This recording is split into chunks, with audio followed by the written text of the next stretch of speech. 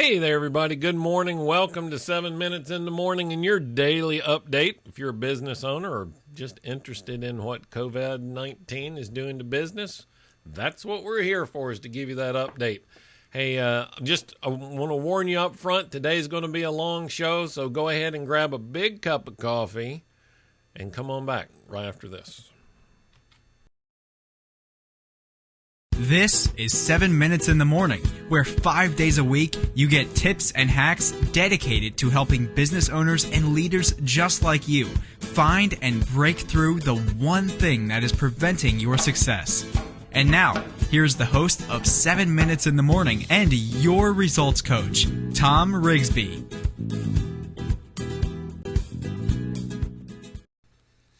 Hey there, folks. My name is Thom Rigsby, and this is 7 Minutes in the Morning, the show where we talk about how to start, grow, and enjoy the benefits of business ownership. Right now, we're talking about how to survive. And I kind of chuckle when I say that. It's not at all in jest. We are in a two-stage process right now in dealing with this coronavirus COVID-19 thing. The first stage is just to survive. The second stage is to get back to work, to put our foot back on the gas, to reboot the business, whatever metaphor you want to use, and get back to work. Today, I've got yesterday, I had a chance to sit down with Kristen Strickland from Bank Independent so she could explain all of the SBA lending options that are available. You definitely want to hear this. It's a longer interview. It's right at 30 minutes. But there is a ton of fantastic information in this interview. So be sure and stay tuned for that. If you're watching on the replay, hopefully by now I have some timestamps in the description. So if you want to jump to a particular point, you can look at those timestamps and do that. Before we get there, real quickly, I do want to give a quick update on how we're doing numbers-wise. We're still flirting around that 1.1 range. So yesterday we were at 1.13 rate of growth. Today we're at 1.08. Number of recoveries still exceed number of deaths. That is a great number, a great thing for us. Why is that important? Well, this 1.0, the number is 1.08 today. This number is what tells us when we've reached the top. There's some math, some differential equations, some little calculus in there, but the point is that we're trying to keep an eye on this for you so we can say, okay, it looks like we're at the top and this thing is leveling off. The closer we get to below 1, the closer we get to 1, and below 1, that's on the other side of the hump. So when you talk about flattening the curve, that's what's going to tell us when we're on the other side of the curve. All right. I don't want to belabor this any longer. When you get here, do me a favor. It's got me all messed up today. Trying to do this quick. When you get here, whether you're watching live or on the replay, first time or long time watcher, go ahead and leave a comment and say hi. If you have a question about the information that Kristen is sharing, leave that question in the comment also. She's going to look at the comments. I'll look at them. We'll work together to get answers to any questions that you have coming from the video. Okay, the audio is a little bit low. I'm going to turn it up. If it sounds bad at all, just leave a comment. I'll be watching those, and we'll try and get that taken care of. Okay, without any further ado, here's my interview yesterday with Kristen Strickland from Bank Independent. Let's see if I can do this right the first time.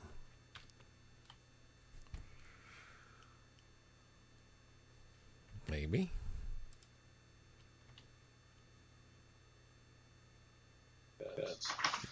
Hey everybody, welcome to this part of the show. I am very pleased to have visiting with me today Kristen Strickland, Vice President of Bank Independent. Hey Kristen. Good morning, Tom. How are you? I'm upright walking around, so I will not complain about it. There are plenty of people that aren't doing that. So. That is true. With everything that's going on, there's been a tremendous amount of anxiety about how I'm going to pay for some of this stuff, some of these new legislated mandates. I've got to pay sick leave. How am I going to do that? How am I going to keep my employees on when I can't sell and don't have any money coming in. And so kind of the other half of this, the flip side of that, is there's a lot of things that are being legislated and administratively put in place to help business owners. Yes. With loans and different kinds of loans from different sources, and it's super confusing. Yes. Right. So I wanted to get you in here for a little bit today and make it crystal clear for everybody, because I know that you know how all this stuff works. Yes, sir. So I've got a couple of questions prepared. You feel free to fill in any blanks, and we'll just kind of go from there. Okay. Okay. All right. So first, what is this EIDL, Economic Impact Disaster Loan, right? Yes. What is that, and how is that different from what's been going? What else we can get from the SBA? Yes, sir. There are a variety of reasons where the Economic Impact Disaster Loan could be a great resource. First, to clarify, it is separate from what we're going to talk about here in a little bit. Okay. It is done to help replace income lost from the impacts of businesses being shut down, sales being slowed just due to anxiety in their general customer base, a variety of different reasons. The Economic Impact Disaster Loan has multiple resources and details that you can get specifically off the SBA website. Okay. You actually apply directly with the SBA. The Economic Impact Disaster Loans, or EIDLs, can grant up to as much as $2 million, depending on the purpose, depending on the business, depending on what's happened, how it's been impacted. There are opportunities to go directly and apply and receive as much as $10,000 immediately. Now these the EIDL loans. These are similar to the kinds of loans the SBA does after natural disasters. Exactly. Tornadoes, hurricanes, ice storms, those types of things. Exactly. And they are different in that they come directly from the SBA. Correct. Instead of through a local lending partner. Correct. Okay.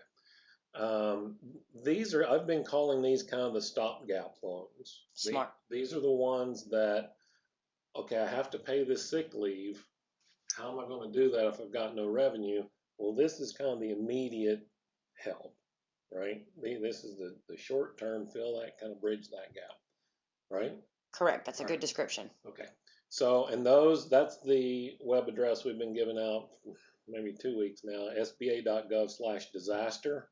Correct. You can go there. There's also this $10,000 component of that. What is that? Is that, we've heard about forgiveness on some line. What is the $10,000? The $10,000 is more of that immediate piece that, depending on the right circumstances and how it's appropriated, can be treated almost like a grant. Okay. And that was approved not until last Friday, right, as part of the CARES Act, right, which is why there's so much ambiguity and questions around which different source can be used for what. It is still an economic impact disaster loan, but it does not require collateral, does not require personal guarantee. The application process has been developed and streamlined such that you yourself have already applied for it. right. It is so much less complicated than we traditionally think of anything related to the SBA. Right. It is a great, great tool. It was the shortest government application Yes. I've ever been through. And I go through these things because we're impacted by it as Absolutely. well, me and my team. But I also want to have some basis to help other people go Correct. through it. So this is the $10,000. Presumably, I can get that relatively quickly compared to the Yes. other dollars. Correct. And one of the reasons that there is some ambiguity and I don't knows about all this stuff is some of the stuff we're going to talk about today didn't get published until like last night. Last night. Right. So yes. if you've been to the bank and you've been talking to your banker, which you're supposed to have one, right? You're talking to your banker and they say, well, we don't know. It's because the rules just. Correct. This thing is moving really fast. And I'll say this, it's across the board, no matter what Right. bank you talk to, no matter what institution you work with, we're all learning as we go. Right. These are completely unprecedented circumstances, Right. which I think is a testament to our government and the SBA figuring out options and how to partner with banks. The entire reason that banks are being brought in for some of the resources to be able to deploy them faster. Well, it's just like the idea of keeping employees with the employer. Correct. The infrastructure to support the employee is the employer. Correct. So if we can keep the employer afloat and give them the ability to continue supporting the employee, that helps everybody. Correct. Right? It keeps all the mechanisms in place, all the wheels, even if they're turning slowly, all the wheels are still turning, and that's really what we want, right? Yes, sir. All right. So let's talk a little bit about the Paycheck Protection Program, PPP loans. Now this came directly out of the CARES Act also. Yes, right? correct. Okay. Approved last Friday. The total CARES Act is a $2 trillion stimulus package. There are multiple components in that. It's 188 pages long. I'm not going to lie, I have not read it all. But we've spent a lot of time focusing on the Payroll Protection Program, which represents 349 million of that 349 billion dollars of that $2 trillion package. Right. Specifically, that is where the SBA is partnering with banks and federally insured credit unions and other approved lending institutions to deploy these resources to cover up to 2.5 times payroll costs for businesses who maintain their payroll and replenish their payroll Right. during this time. And I think it's important to point out too, we hear a number like 350 billion, like, wow, that's a lot of money. That's not going to be near enough. You start thinking about what the total payroll cost for all 60 million small businesses in the United States is for a month. Correct. That's not going to last that long. Which right? is why I'm so glad we're having this conversation this morning. Right. Because these applications go live tomorrow. Right. And I don't think that 349 billion is going to last very long. Right. So, kind of like your accountant and your lawyer, you need a banker. I tell people all the time, you need a banker, not just a teller. Right? Correct. And so you can call them up and say, okay, first of all, are you certified, qualified to do this lending? Participating to do this lending. What do I need? Let's go ahead and get all my stuff together. Yes. So that tomorrow, amen, this stuff can start going in, right? Because it's going to go fast. And there's processing time. It's Correct. not like, okay, here's my paper. Okay, here's your check. Correct. There's a little bit of work that needs to go into that. So, and you already mentioned these, for everybody across the board, these payroll protection loan applications become available Friday morning, yes, April the 3rd. Yes, right? sir. They're with your local lender. Now you should call your lender, make sure that they're participating. If they're not, what do? You can reach out to other institutions that are. Okay. Bank Independent is definitely participating with the SBA resources. You can go to info.bibank.com and scroll through till you see community support, and then you can click the button that says request SBA relief. And there's institutions that are available to help you if yours is not already. Okay, and that address is in the lower third of the video. If you want to go back and find that, info.bibank.com. Yes, sir. Now, are the application requirements the same for every lender? Yes. Okay. Every bank, every lending institution will have the same application. Okay. The application is in the works, but not yet officially approved. Okay. We should all have the exact same application, ask for the same verification, the same standards, the same rules. The businesses themselves will get the same terms no matter which institution they use. Right. So it's really about just using the relationships that you already have in place. Correct. And again, kind of going back to this idea, the infrastructure's already here. Let's use it instead of having to go out and create something new. Correct. And figure it out. Just let's use what's already here.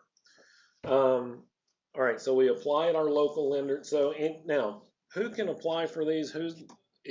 All businesses? What are those rules? So all businesses with 500 or less employees, okay, which includes nonprofits, veterans organizations, tribal business concerns, sole proprietorships, self-employed individuals, and independent contractors. And there's certain industries where they have more than 500, they might meet some additional rules. Okay. And there is a little bit of flexibility in there. I mean, these are the rules as published. Correct. Yes. Thank you for saying that. And there are always other ways to get things done. Correct. Right? That's one of the great things about working with your established relationship, your established lenders. we might do part of it this way and part of it this way to get you everything that you need. Absolutely. I've been having conversations with clients about utilizing both the economic impact disaster loans we talked about earlier in conjunction with this payroll protection program because they serve different purposes. Right. So that was another question. Does one participating in one exclude me from the other? No, sir. Because they're for different Correct. reasons. But you cannot go to multiple banks and apply for the payroll protection program Right. twice or 3 times. Right. Sooner or later, they'll figure out what you're doing.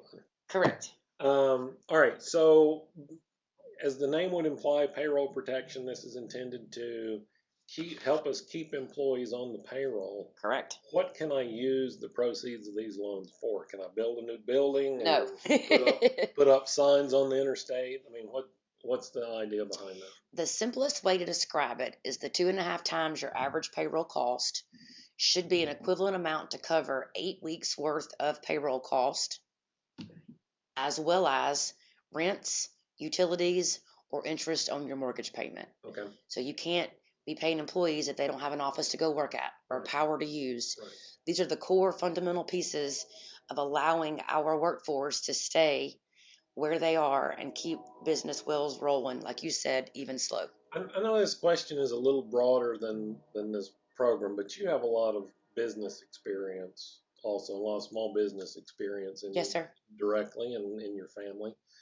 When we're talking about keeping employees on the payroll, what if I don't have? I'd love to keep my employees on the payroll, but I don't have any business coming in. What am I supposed to do? Should I get this loan and just pay them to sit around, or So there's not a black and white answer for every type of business for that. A lot of businesses have been very creative utilizing employees to do things they would not normally do. Right. I've got some clients that are restaurants, and because they can't be open, their employees are helping them redo their floors and repaint the building. I tell you what, I told somebody the other day, no restaurant should fail their first health inspection after this. Correct. Because they can be in there cleaning all the time. Correct. Another small business is a local dance studio. Obviously, they cannot dance in groups, so they've re-empowered their team to teach virtual classes. That's awesome. So there's a lot of creativity coming out of this for businesses to continue to serve their customer base, as well as utilize their staff in ways maybe different than they would have before. Right. But to answer your question, if you have no income coming in, no business coming in, no work for your employees, that goes back to that economic impact disaster opportunity to help support some of that income replacement. And there's another leg of this. Part of this was in the CARES Act. Part of it was in Families First. But if there really is nothing for them to do, you have to survive this experience, whatever we're calling it, this crisis, in order for them to have a job to come back to. Correct. The proper thing may be to go ahead and lay them off so that they can get unemployment. You can survive to get through this thing and then be there to bring them back on the other side. Correct. Those are conversations that you definitely want to be having if you're in that scenario with your legal counsel, with your CPAs, with your banker, with your business consultants, because every single business and every single situation are going to have their own distinguishing caveats and differences. But you're absolutely right. You don't want to get a payroll protection program loan to pay employees who are not working, and your business closed down in 6 months anyway. Right. So the core of your problem, the core of what's going on, should determine which type of SBA relief program you seek.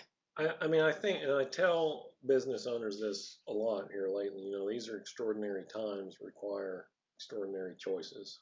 Yes. And the choices we're making now might not be the ones we'd make under normal circumstances, but they are the ones we have to make to be here 6 weeks from now. Correct. Right. All right. How much am I going to get? If I apply for this loan, what am I going to get? If I had a nickel for every time I got asked that in the last 3 weeks. So calculations include things like your payroll cost, as well as wages, commissions, or tips, as long as that individual, you cap it at the 100,000. So if you have an employee that makes 125,000, only 100 of their salary is included. Okay. Also, employee benefits, which can include vacation, parental leave, family leave, medical expenses, medical insurance, sick leave, payments required for provisions of group health care, retirement, Right. as well as local and state taxes that have been assessed on those actual wages. And then sole proprietors and independent contractors can include their wages, commissions, income, and net earnings, also capped at $100,000. Now that's something that's different with this event also, is that the sole proprietors, self-employed, freelancers will have access to things like unemployment. That's something that hadn't happened before. Yep. But they also have access to these payroll loans, payroll protection loans. Do they get to apply at the same time everybody else? No, sir.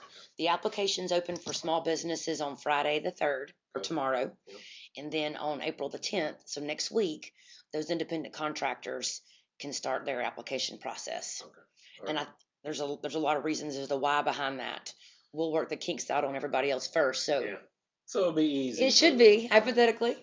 Plus, we're going to get our $1,200 check in the next day or two, right? Right. Sure we are.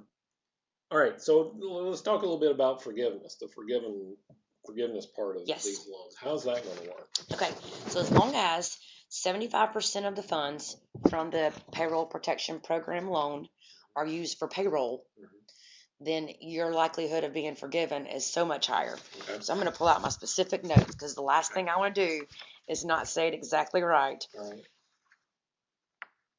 Also, the forgiveness piece. So you can submit a request to your lender at the end of on June 30th.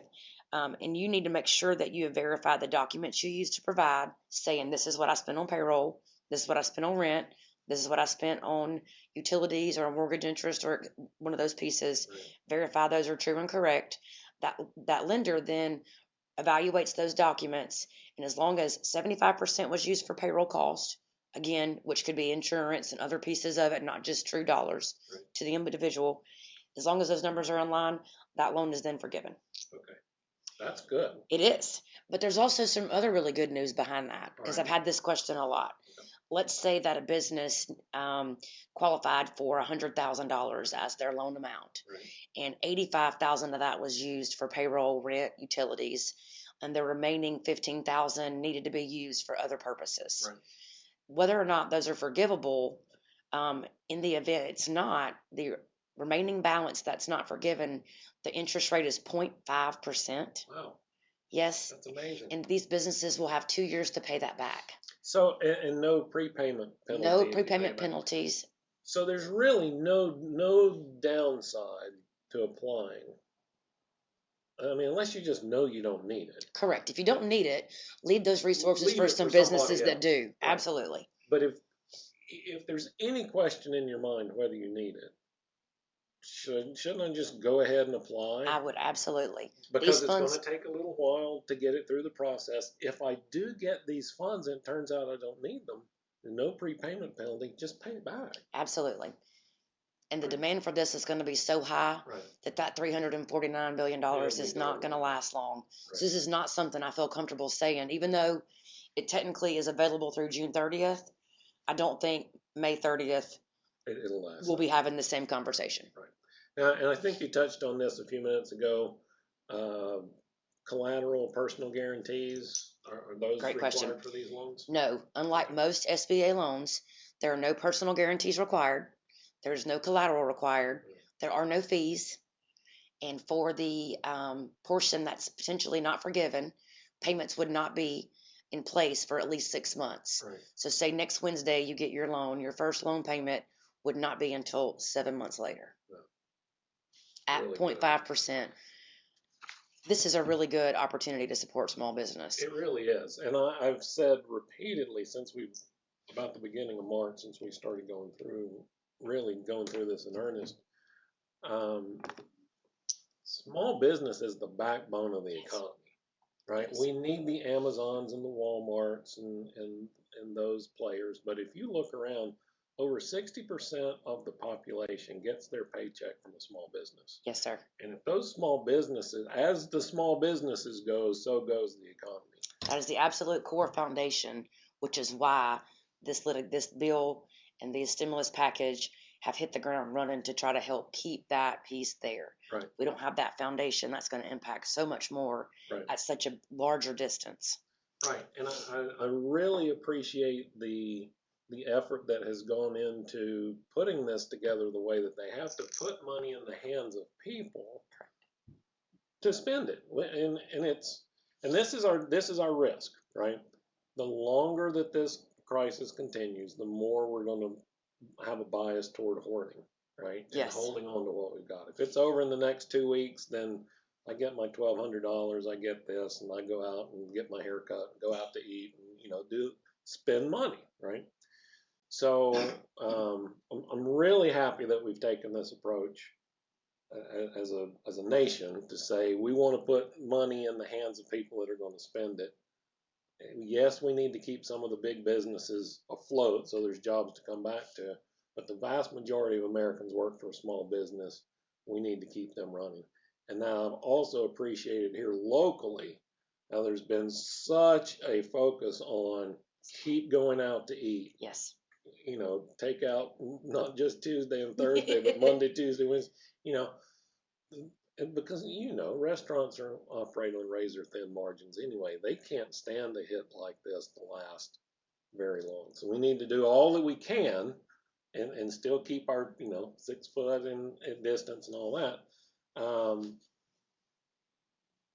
But just do what we can to support small business. Yes, sir. And that's really important. Okay, off my soapbox now. Now, as with most government programs and loans and SBA-backed loans and all that, there's got to be a mountain of paperwork I have to fill out to do this, right?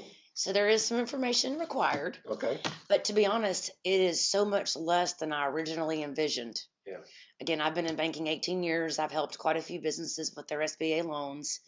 The SBA has done a very impressive job of creating some efficiencies and streamlining the information while still gathering valid data that needs to be used from a decision perspective, as the SBA is guaranteeing every one of these loans. Right. So in doing so, there is a trust piece and a certification that each business owner is going to have to provide.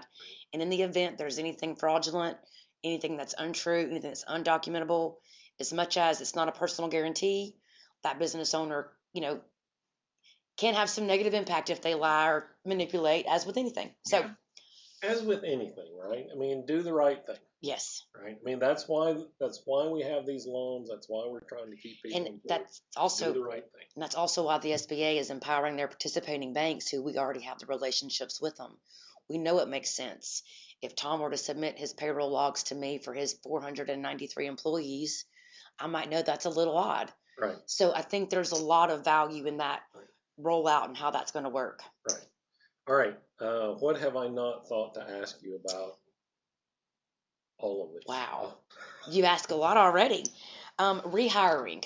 Okay. I think that's a very big piece. That's Unfortunately, the legislation that was passed last Friday, and then the call of work for the SBA and the banks to get together all the details that we're going to be able to actually start employing on Friday, there were businesses shut down weeks ago. Right. So in the event you've already laid off employees that are already on unemployment, you can absolutely hire them back after you have these access to the capital for their payroll. So one of the strategies I've talked with a couple of business owners about is reducing hours for employees. They can still get unemployment for reduced hours, and they still have them around a little bit. Is it the right thing to do if I've already laid off? So one in particular I'm thinking of is a construction company. Okay. Laid off all but the most essential people, and all the tradesmen got laid off. Can I bring some of them back, run them at maybe halftime, and use the proceeds of this to pay them, but then just don't put them in a position where they are disqualified for unemployment? Yes, that's a great question. You can do that. In the event you were to pay employees less than they would have been earning before by more than 25%, that portion of your use of funds could make it non-forgivable. That does not mean it's still not the right thing to do. Right. Again, because if you've got an employee that you would rather get some of their paycheck and get some of their work done, which others being supplemented by unemployment, and you still maintain that relationship because they're like your family when they're your employees. You want to help them there's going to be decisions that have to be made, lesser of which evil. Right. But in that scenario, if you were to maintain all of your payroll the same, the forgivable piece is there. If you have to decrease wages by more than 25%, or not have as many headcount by 25%, that's when it starts becoming maybe questionable if the whole loan is forgivable. Again, if all of it is not, the cost of funds and the amount of repayment time is very valuable, and you would have maintained that key piece of making sure your employee got to feed their family, Right. even if it was a different steak dinner. Right, and it's hamburger instead of steak. But that's one of the hard things in talking with this construction company owner. You know, they expressed a sentiment to me that I understand 100%. You know, when I bring an employee on, I feel some responsibility to do my part to keep them gainfully employed so they can do their part and put food on the table. Correct. Right? And if I'm not doing my part, I'm not keeping the pipeline full, not keeping enough work, and I have to lay them off. I not only have failed them, but I've failed the people they're committed to. Yep. So now we're in these extraordinary circumstances, which are different, but I still have that same emotional connection to my team. Which is why I'm so grateful for this Relief Act. Yeah, me too. All right. We are longer than I usually like to go, but this is really good information. Thanks so much for being here and clearing some of this up for us. You're welcome. Thank you for having me. It means a lot that you guys have every day been providing valuable information for businesses fighting Corona. I look at it when I'm walking the dog every morning, and I appreciate what the organization does, because unfortunately, most entrepreneurs don't have a legal counsel on staff at all times. They're getting information from 100 different directions. A lot of it's inaccurate. A lot of it's incomplete. And so for you guys putting together this almost boots on the ground motion and it growing at the level that it has, I'm honored that you would ask me to come and be here to share with you. And also grateful to Bank Independent, who allows me to have this time and conversation. Sure. That we're a participating bank and that we want to be a resource in the community, whether you do your loans with the bank or not. Just giving you that extra knowledge to help business owners make critical decisions. Well, thank you. I appreciate that. And we're trying, right? There's so much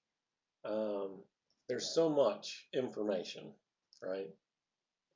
And sometimes it's really hard to understand the chaff from the wheat. Yes. And so we just try to curate as much good information as we can here and put it together in a way that's going to help folks get through this. It means a lot. And one of the things that we do,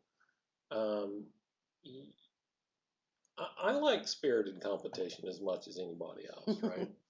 And I know a lot of the coaches, and I know a lot of the other folks around town. You know all the bankers in town. Absolutely. Right? You wouldn't be good at your job if you didn't. But this is one of those circumstances where I'm more than happy to partner up with whoever can provide the information. And I know you and Bank Independent have that same perspective too. Absolutely. That there are, the qualified SBA lender is who you need to talk to. Doesn't really matter what the nameplate is on the door. Correct. This is one of the only times you will hear me say I'm extremely grateful that we have 39 financial institutions in Madison County to help support this great level of need. Right. All right. So, and then more information from you is available at info.bibank.com. Yes, sir. And you can also go to the SBA website directly and www.coronavirus.com. Okay. All right. Well, thank you very much. Thank I you, appreciate you being here. Are we being recorded? Hey, that was my interview yesterday with Kristen Strickland from Bank Independent. We did see during the replay of that the link that's included in there is having some technical challenges this morning. So we're kind of texting with Kristen here to figure out what the right answer is. I will update that in the comments below or in the description so you can get that. But, if you're interested in Bank Independence, bibank.com. If you're interested in the program overall, there are copies of the information sheet in the group, in the Small Businesses Fight COVID-19 group. And you can always go to the website, sba.gov/disaster. That's the best place to start in terms of finding out what's available. It's a little circuitous, and as we pointed out during the interview, the answers change every day. That's one of the reasons we are doing these daily updates every day, 7 days a week right now, is because the information changes sometimes every day, sometimes hour by hour, as some of this stuff rolls out. Kind of as we pointed out, it got passed on Friday. It's only taken a week, which is, light speed for a government activity. It's only taken a week to get the program, all the admin details figured out and rolled out. You'll be able to apply for that tomorrow, but that does not prohibit you from getting your information together today and talking to your banker so that you can get that in. Thank you so much for being here. I know this is a little bit longer than usual, but I think it's great information. It was definitely worth the time.